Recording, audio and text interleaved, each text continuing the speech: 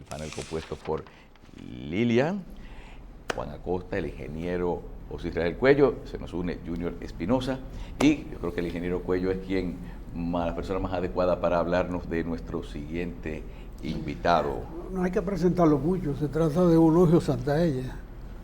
¿Cuál es tu punto de agenda hoy, Eulogio? Mire, realmente, mientras yo esperaba y conversaba con el señor Jacín, me di cuenta que los medios de comunicación, la prensa escrita, la televisión, pone sobre el tapete múltiples temas. Y de esos temas es difícil elegir uno. ¿Por qué? Porque dentro de todos esos temas se pone en evidencia de que aún los mejores jugadores de béisbol pasan por slump, pasan por racha mala. Ty Cobb pasó por racha mala, Joe DiMaggio también pasó por racha mala, y el presidente Medina está pasando por una racha mala que se inició en diciembre del 2016, cuando Odebrecht fue condenada por el Departamento de Justicia de Estados Unidos. Pero yendo desde aquella época al día de ayer, el ministro de Relaciones Exteriores, el secretario de Estado norteamericano, Pompeo, ha pedido una reunión dentro de pocos días o pasado mañana del Consejo de Seguridad para tratar el tema de Venezuela.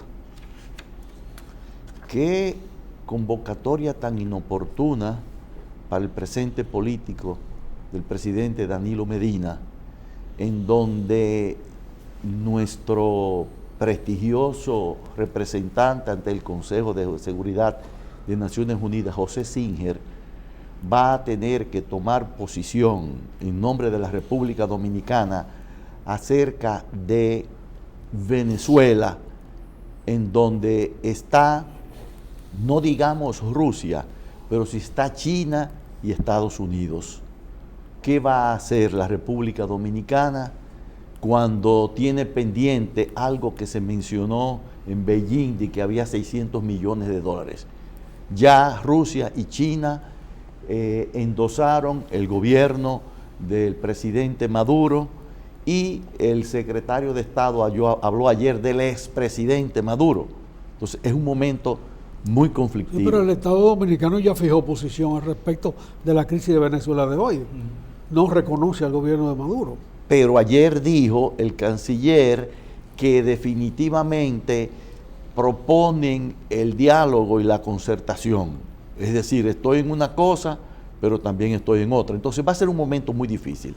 En adición... Bueno, en Venezuela, perdón, Eulogio, en Venezuela hay un problema institucional terrible. Todo el mundo está esperando que el ejército sea el umpire mutuamente aceptado. En ninguna constitución del mundo, en ningún orden establecido, se acepta el ejército como árbitro. Y tampoco se aceptan los poderes extranjeros como árbitro. Porque lo que se está discutiendo ahí es la mayor reserva petrolera del mundo. Eso es lo que se está discutiendo. Y ya la Fuerza Armada tomaron partido. Bueno, siempre han tomado partido. Sí. Fue un golpe militar originalmente lo que llevó a Chávez a la política. Un intento de golpe militar. De manera que lo de Venezuela, a mí personalmente me extrañó mucho la posición del gobierno dominicano. De decir que no reconocía unas elecciones que pasaron hace muchísimos meses. Pero al fin la oposición se encontró un artículo en la bendita Constitución bolivariana donde se podía agarrar para decir, señor, esto no es válido y hay que aplaudirlo. Cierto. El ejército no es árbitro, el ejército es parte, y fue parte en el inicio de la etapa democrática de Venezuela, cuando Wolfgang Larrazábal tomó el poder y sacó a Marcos Pérez Jiménez. Era otro tipo de militar, no acaudalado. Pero dejemos el caso internacional. Veamos el tema particular. Esta mañana yo oía con asombro cómo un comentarista de televisión se refería hasta a la vida personal del presidente Medina, y también señalando que debía ser analizado médicamente porque reconoció que se le están olvidando temas fundamentales de la vida.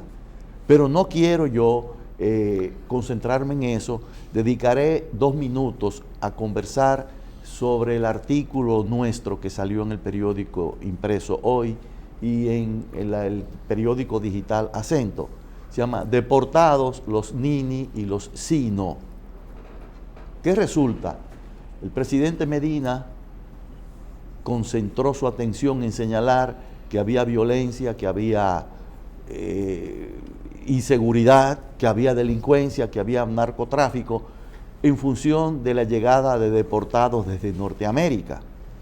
Pero resulta que nosotros debemos entender que el PLD tiene influencia en el poder desde el año 1996, hace 23 años, y obviamente la mayoría de los jóvenes que aparecen delinquiendo son jóvenes que nacieron dentro del régimen PLDista, el régimen morado, y no podemos nosotros atribuir necesariamente a los deportados a que sean ellos los instigadores de la violencia. La violencia surge por el esquema de un modelo injusto, un modelo que ha generado no los nini, los que ni tienen, ni estudian, ni trabajan. En el concepto de nini es un concepto crítico, pero hay uno quizás más trágico, el concepto de los sí, no, los que sí estudiaron y no trabajan. Y en nuestro artículo yo hago referencia a ese nunca bien llorado ingeniero Miguel Gil Mejía, que siendo presidente de la Asociación de Exatec Dominicana, fomentó, estableció un plan de becas y hubo decenas de jóvenes de escasos recursos, muy talentosos, que fueron financiados por nosotros para que estudiaran en una institución que le dio una formación de primer nivel del mundo. Muchos vinieron y tuvieron que marcharse. Es decir, la crisis no es solamente los nini, sino también los sino. Y nosotros hacemos referencia al discurso que inaugurando el Ateneo Dominicano leyó Trujillo. Insisto, leyó Trujillo, un discurso conceptual, crisis de las profesiones liberales, en donde Trujillo lee lo que le escribieron diciendo que de togas y birretes, en donde la sociedad estaba produciendo muchos profesionales y que había que adecuar la formación de profesionales al desarrollo económico, porque en toda parte del mundo eso se hacía así, y que también la parte militar había que acondicionarla al desarrollo económico. A 2 años del gobierno había multiplicado la soldadesca. Entonces, ¿qué pasa? Nosotros tenemos una situación de complejidad social que no podemos atribuírsela necesariamente a los deportados. Tenemos que buscar un modelo que busque una solución básica para los nini y para los sino. Y sepamos todos que es una ínfima proporción de los nini que salen a delinquir y sus efectos son devastadores. Si una proporción alta de los nini que ni estudian ni trabajan se dedicaran a delinquir, nuestro país sería invivible. Invivible en una situación en donde el presidente de la República habla de que el narcotráfico ha permeado los organismos del Estado. Y obviamente una persona de larga lucha política tiene que saber el concepto fundamental de Max Weber, un concepto en donde se pone de manifiesto la única razón de ser que tiene el Estado es proveer seguridad. Ingeniero, escúchame, ¿y por qué en ese mismo artículo usted dice que el presidente trata de evadir su responsabilidad personal en la situación que él mismo denunció? Pero precisamente por denunciarla y no lograr resultados, es decir, esos son los deportados y que pase lo que pase. No, él tiene la obligación de mantener la seguridad. Eso es lo primero que un Estado debe proveer. Y ya aquí estamos nosotros, y señalamos ahí, lo dice Weber, el Estado es la institución que tiene el monopolio del ejercicio de la violencia legítima, que cuando la violencia legítima el Estado la comparte para que se ejerza violencia ilegítima, ahí está el Estado en vías de desaparición. Y nosotros estamos teniendo los primeros síntomas cuando los ganaderos, porcicultores, avicultores de Moca y Licey dicen que están formando sus propios grupos de seguridad. Ahí viene la parte ingenua de la creación de paramilitares. Así surgieron los paramilitares en Colombia, en que la gente se sentía que el Estado no podía ofrecerle seguridad, y entonces en función de eso la gente comenzó a defenderse. No quiero concentrarme exclusivamente en este tema de la inseguridad, pero hay quienes dicen el plan es que los acaudalados formen unas barreras de hierro, rejas de hierro para sus hogares y poner los ninis bajo rejas contra una violencia creciente que no se asuma con responsabilidad resolverla. No hay verjas que sean inexpugnables. Pero no quiero yo concentrarme en esto, sino quiero comentar varias cosas. Ayer también apareció una declaración de que la CDE va a transformar 700 megas de fuel oil a gas natural. Señores, se ha dicho por 18, por 20 años lo mismo. Caramba, que actúen, que hagan algo. ¿Cómo es posible que sigan diciendo que van a hacer eso? Dicen otra cosa, señores. La gente, yo no hablo de porcentajes, yo no hablo de Producto Interno Bruto porque no soy lo suficientemente inteligente para hacer entender a los demás lo que es el Producto Interno Bruto. Yo trato de hablar de cifras absolutas y específicas. Ayer se comenta que ya hay 600 millones de dólares de deuda atrasada a los generadores. Caramba, si compran la energía a un precio y la venden más cara que lo que la reciben, hay 600 millones de dólares de deuda atrasada. ¿Y qué significan 600 millones de dólares? Señores, significa que la Barrick en momentos buenos aporta al Estado 300 millones de dólares anuales. Es decir, tenemos atrasado 2 años de aporte de Barrick de nuestro oro, cuando tenemos 1.000 millones de dólares anuales de déficit. Déficit, subsidio, que es producto no solamente de el peculado, de la corrupción, es también de la ineficiencia. Entonces nosotros cada año en subsidio gastamos lo que nos aporta Barrick en 3 años. El que no quiera ver la situación de complejidad está en una situación muy difícil. Además se anuncia ayer nada más y nada menos que va a haber un llamado a licitación. Y a mí me llena de regocijo, porque llamar a licitación para comprar energía eléctrica pone en evidencia lo que nosotros hemos venido desarrollando, que el presidente Danilo Medina se equivocó comprando una planta que en un momento dado, se lo mandé a decir con un allegado a él, que Brasil no podía liderar un proyecto de una planta estatal porque Brasil primero Odebrecht no tiene experiencia construyendo plantas, al extremo que tuvo que buscar a Tecnimont para que haga la labor electromecánica, que no producía la caldera, que no producía el generador. Y entonces el error de julio del año 2012, hace 6 años y medio, el presidente lo reconoce de 2 maneras. Ahora va a hacer la licitación que él suspendió en agosto del año 2012, una licitación para que el sector privado proveyera energía eléctrica sin aporte de capital y sin financiamientos o garantías o avales del Estado.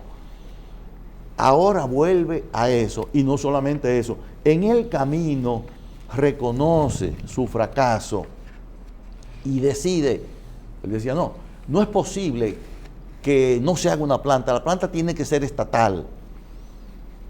Desde el año 2015 fue a la Cámara Americana, ya reconociendo su impotencia, y dice, la quiero vender. Entonces ha aparecido en el terreno la empresa Guggenheim. Aparece Guggenheim, una empresa que en su momento ha sido investigada, como investigan a muchas. Yo no meto la mano por ellos, pero lo que están acusando es de que hubo un problema cuando junto el señor Mark Walter, jefe de Guggenheim, compró los Dodgers de Los Ángeles junto con Magic Johnson, y la compraron por $2.150 millones, y que puso una garantía que no correspondía. Y el otro investigación que ha habido es que una joven australiana hermosísima la puso a dirigir las vinculaciones internacionales, y que le había comprado una mansión de $13.5 millones en Pasadena. Ya se había comprado una para sí mismo de $85 millones. Pero esos términos no los invalidan para ellos, entendemos nosotros, realizar una licitación de venta que no tenga los pecados originales y los pecados imperdonables que ya la CDE había proclamado que iba a cometer. La CDE dijo, vamos a hacer una venta y en el costo no van a estar incluidos los intereses durante la construcción. Entonces, ante una apostasía en contra de las reglas de contabilidad generalmente aceptadas, parece que alguien le dijo, presidente, si usted hace eso, va a ocurrir lo que decía una de nuestras empleadas en Santiago cuando yo era niño. Usted va a convertir un descosido en un roto. Y ahí surge Guggenheim para hacer esa licitación. Y nosotros hemos escrito un artículo en donde Guggenheim ha hecho una licitación bien vista por la Comisión de Acciones de la parte tecnológica Nasdaq, y vista por el mismo que la vendió, porque logró venderla al precio que esperaba. Vendió 644 megavatios. Se vendieron por $900 millones. 644 megavatios se vendieron por $900 millones. La CDE no sé por qué persiste en divulgar términos que no correspondan a la verdad. Todavía la CDE sigue diciendo 752 megas. La primera vez que se está diciendo la verdad es en el despacho de Hacienda, en donde dice que la capacidad de Punta Catalina es de 674.78 megavatios. Tienen que decirle claramente a Guggenheim qué es lo que van a vender. Pero es una venta en donde ese procedimiento constituye la esencia de un esquema propagandístico para tenernos entretenidos hasta fin de año, que nos olvidemos de que la planta fue sobrevalorada, que nos olvidemos de que fue adjudicada sin un competidor real, que nunca ha entrado a tiempo, todavía se dicen fechas que son irrealizables, que definitivamente no se cobró el cargo por mora. Entonces ahora quieren que nosotros comencemos a pensar, pero la van a vender. Pero entonces, ¿qué ocurre? Costo agregado por ineficiencia o por corrupción no es valor agregado. Y el mercado, Guggenheim no le va a poner el precio a la planta, ni la va a estimar. Es el mercado. Y el mercado no estima el precio. El mercado fija el precio. Entonces, ¿cómo los dominicanos vamos a salir bien de eso? No vamos a salir bien, porque la esencia de una buena venta es haber hecho una buena compra. Y Punta Catalina fue una mala compra. Guggenheim no le va a poner el precio, es el mercado. Sin embargo, está otra, dígame. ¿En virtud de qué proceso Guggenheim fue agraciada con un contratito para ellos no importante, pero para nosotros sí, Sí. para arbitrar esa venta? Hacienda, Se hizo un concurso. Hacienda dice, anunció a posteriori que había convocado a actores de gran categoría a nivel mundial, les envió carta diciendo que querían que participaran en eso y que 13, un número complejo, 13 contestaron y que eligieron a Guggenheim y que Guggenheim va a cobrar el 0.9% del valor de la operación que se realice. Si pusiésemos un 1% y nos fuéramos a vender todo, yo estoy en creer que la contabilidad bien hecha va a ubicar el costo de Punta Catalina en más de 3.000 millones de dólares. Pero supongamos que hacen una operación similar a la operación de Estados Unidos, 900 millones por la totalidad de la planta. Aquí se quiere vender la mitad. Supongamos que hay una operación de 1.000 millones de dólares por la mitad de la planta, con una gran pérdida para el Estado. Reciben 90 millones de dólares. Sin embargo, hay un tema crítico y es que esa tasa no es ni baja ni alta. Ese tipo de operaciones se mueven entre 0.5 y a veces en 1.5. Ahí hicieron ellos esa oferta y les tocará a ellos actuar de una manera especial. Alguien dijo, pero ¿y por qué razón no pusieron a venderla a los de la comisión? Yo dije, bueno, podía ser porque el decreto que los nombró, el presidente señaló que eran funcionarios dignos y probos, ciudadanos dignos y probos, y no hay razón para la cual ellos no vuelvan ahora.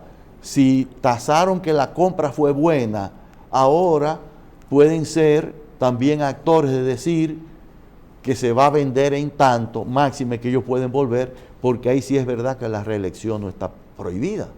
Ellos pudieran volver. Sin embargo, el presidente ha querido que se tome una decisión en donde opere Guggenheim, pero está el otro aspecto. Lo habíamos escrito hace como año y medio. Un fondo buitre la compra por el precio que quiera el gobierno. Si son 3.000, la compra.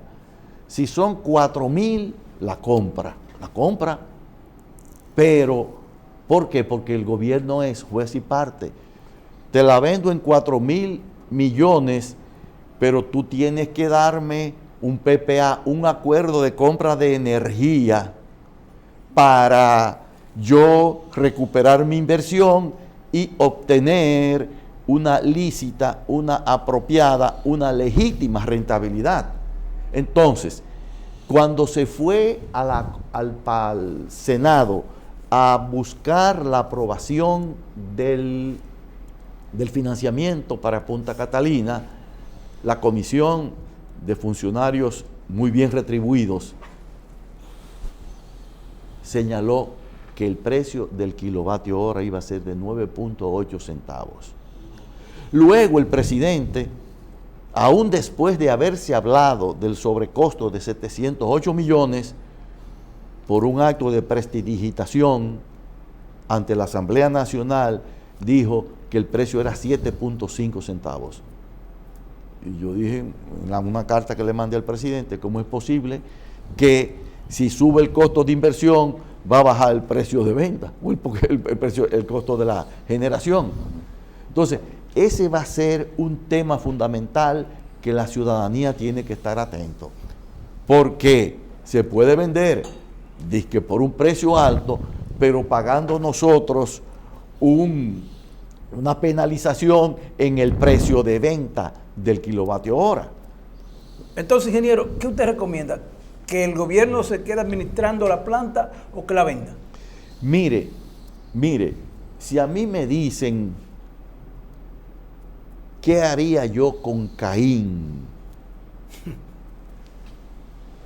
Caín decidió tomar una quijada de un burro y matar a Abel.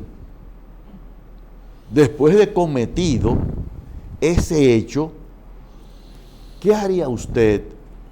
¿Condenarlo a muerte para que quede detenido el desarrollo de la humanidad? Yo no tengo recomendación. El gobierno es omnipotente. Cuando pude hacer recomendación, la hice. Y se dedicaron a hacer esa planta estatal. Entonces, solamente puedo tratar de mitigar daños. Yo creo que la participación de Guggenheim mitiga daños. ¿Por qué los mitiga?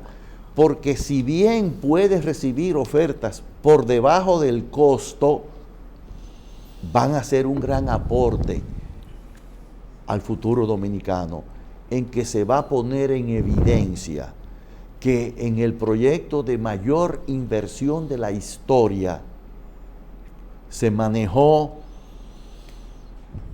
con ineficiencia y con fallas éticas, que se van a reflejar en el costo. Nosotros tenemos que estar atentos a que la gente sepa cuál es el costo de la inversión calculado por Guggenheim, que pone en juego su prestigio mundial. Ahora, Eulogio, yo te voy a hacer una pregunta. En una licitación abierta, ¿cómo reacciona el eventual comprador frente al hecho jurídico que privilegia a un productor local por ser el dueño de la tierra? Mire, yo entiendo que ese tema es un tema que puede incidir, pero que en términos numéricos y económicos, en un ambiente de 3.000 millones, un terreno de 50 millones, el que venga puede decir, yo quiero comprarlo. Eso pudiera ser. Pero políticamente, el tema crítico a nivel internacional, con instituciones que cotizan en las bolsas de valores mundiales, está de que esa planta fue financiada, y eso se estableció en el primer documento de la Procuraduría, que hubo corrupción en la obtención del financiamiento. Eso no se está debatiendo porque Punta Catalina no es parte del proceso Odebrecht actual. Entonces, cuando aquí se presente el ineludible proceso sobre Punta Catalina, y aún antes, los expertos de riesgos corporativos de esas instituciones de carácter mundial se van a fijar en algo que no le hemos puesto nosotros la atención. Es que en esa planta hay un implicado que fue condenado por la ley más severa que tiene Estados Unidos, que es la ley Magnitsky, que a nivel mundial hay 30 o 35 condenados. Una ley que fue votada y aprobada en Estados Unidos, honrando la memoria de un periodista que luchó por la transparencia en Rusia.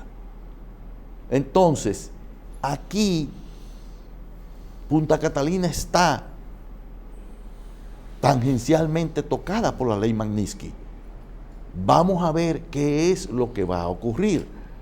Y hubo una época en que decían que la gente estaba haciendo cola para comprarla. A mí me llegó un documento de una carta de una empresa internacional que fue a la CDE, la primera vez que el presidente lo mencionó, que quería venderlo en el año 2015, y le hizo 72 preguntas a la CDE, para hacer su oferta. Y no le contestaron. ¿Qué le cuesta anualmente el arrendamiento de los terrenos de Punta Catalina al Estado? No tengo idea. Será 1, 2, 3 millones de dólares. No sé. No conozco. 3 millones. Conozco. No tienen idea. No tengo idea. Pero, vuelvo y repito. No, pero ahí hay hay una figura jurídica que le da privilegio al dueño en la oferta. Bien, pero hay un tema. Yo entiendo que eso puede hacer que quien vaya a comprar establezca que quiere ser dueño de todo. Ese es uno de los temas que monetariamente se resuelve fácil. Se resuelve fácil porque los dueños de la tierra publicaron un espacio diciendo, lo podemos vender en el momento que deseen. Hay una declaración pública. Sí. Entonces, en medio de 3.000 millones de dólares, ojalá que ese fuera el problema. El problema es que cuando la comisión hace su informe al presidente de la República, dice que Punta Catalina era barata. ¿Y por qué la pusieron que era barata? Porque FTI tomó una planta de Brasil, Porto do Pecém se llama la planta, y dijo que esa planta tenía un contrato EPC, Engineering, Procurement, Construction, Ingeniería, Procura y Construcción, de 2.200 millones de dólares.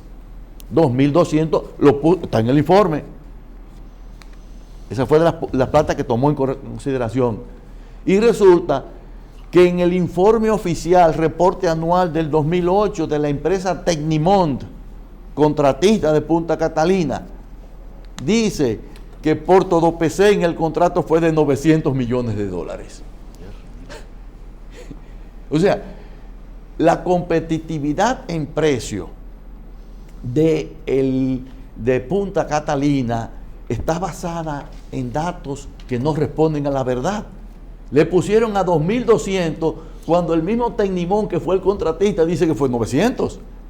Entonces, tenemos una situación de términos cuantitativos que sacan de ambiente cualquier oferta comercial atractiva, a no ser que se garantice un precio de la energía eléctrica muy alto. Pero yo no quiero terminar esta participación en donde me siento realmente muy honrado de poder participar con ustedes, sin mencionar que yo soy coordinador del grupo ciudadano apartidista Conciencia Nacional, constituido por Leopoldo Franco Barrera, el arquitecto, el licenciado Federico Lalane José, Jaime Ricardo Fernández, Jerry Jiménez, Emmanuel Esquea y mi persona. Ese grupo espera poder incidir para que los mejores ciudadanos participen en las elecciones del 2020 y tratar de propiciar un ambiente para crear un frente unitario único, porque a veces son frentes unitarios, pero que son múltiples. Sí. Un frente unitario único como una forma de participar en las elecciones y que haya un cambio en el dominio del PLD y de Danilo Medina a partir del año 2020. Sí. Ese grupo ha llevado a cabo varias acciones. Por ejemplo, Conciencia Nacional hizo suya la carta que yo le escribí al presidente Medina cuando se cumplió un año de él haber recibido el informe de Punta Catalina, una carta de 45 páginas que obviamente no me han contestado, pero también en el día de ayer asistimos al Tribunal Constitucional para someter una acción en inconstitucionalidad sobre la ley 6418 de emisión y colocación de valores, que iría a servir de financiamiento al presupuesto nacional, y anteriormente también el día 20 de diciembre, caramba, cumpliéndose año de la elección del profesor Bosch en el año 62, 20 de diciembre. El 20 de diciembre de 2018, Intuito Persona, Conciencia Nacional no tiene personalidad jurídica.